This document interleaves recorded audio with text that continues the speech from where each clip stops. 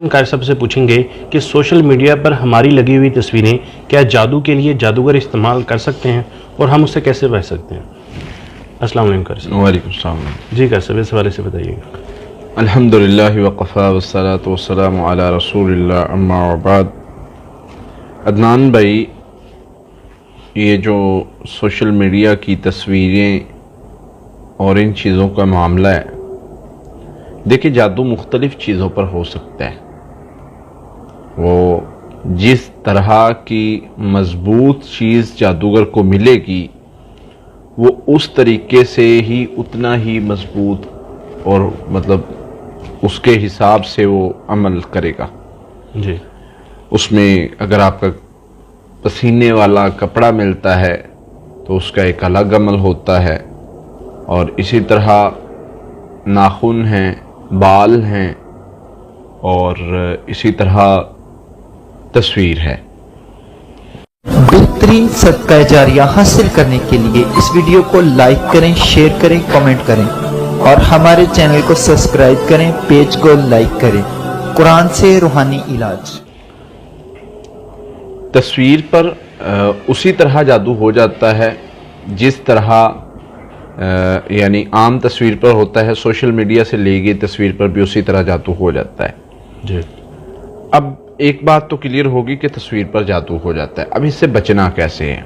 जब जादू होता है तो इंसान पर असरात आते हैं। इधर मैं फ़र्क कर दूं एक चीज़ पर। जी, बसा औकात नज़र बद भी लग जाती है।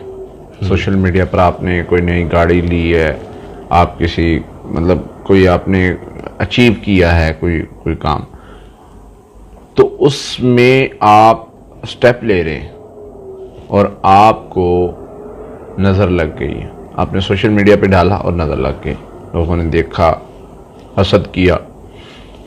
अब वो नज़र बद का इफेक्ट आप पर आने लग गया और आप समझ रहे हैं कि जादू कर दिया किसी ने।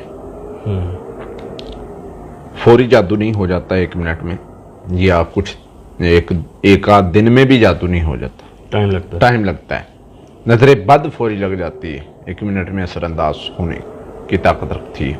बेसिक फ़र्क यही है दोनों में। जी, अब बचना कैसे है। सबसे पहले तो नज़र बद से बचने के लिए अल्लाह के नबी सल्लल्लाहु अलैहि वसल्लम ने फरमाया कि अपनी नेमतों को छुपाओ। हर नेमत करने वाले से हसद किया जाता है। हसद से बचें, नज़र बद से बचने के लिए दुआएं हैं, वो दुआएं पढ़ें। अल्लाह के नबी सल्लल्लाहु अलैहि वसल्लम अपने नवासों को दम किया करते थे। अऊज़ु बिकलिमातिल्लाहि त्ताम्माति मिन कुल्लि शैतानिन हाम्मातिन मिन कुल्लि ऐनिन लाम्मा। हज़रत इब्राहीम अलैहिस्सलाम यही पढ़ के हज़रत इस्माईल अलैहिस्सलाम को दम किया करते थे।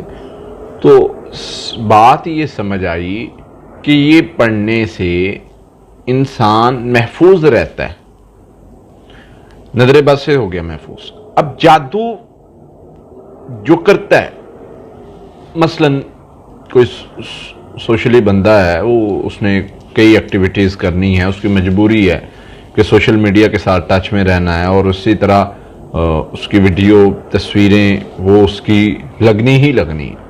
अब वो बंदा जादू से कैसे बचे।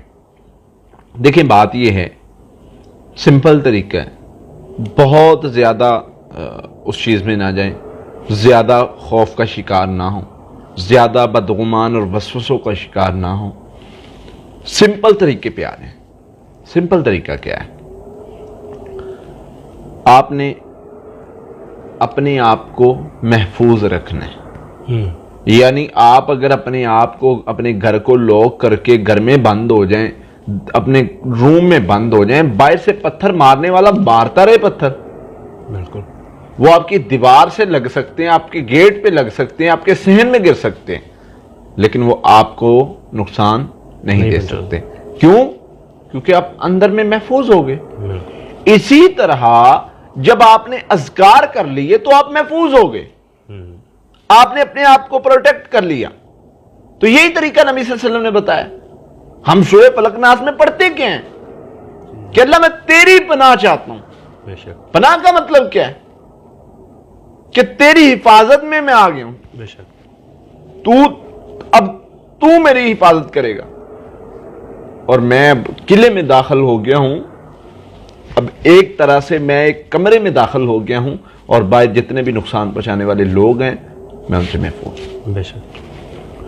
تو یہ چیزیں ہیں جو یعنی آپ کو اذکار، حفاظتی اذکار آپ کر لیں اور آپ بے خوف ہو جائیں۔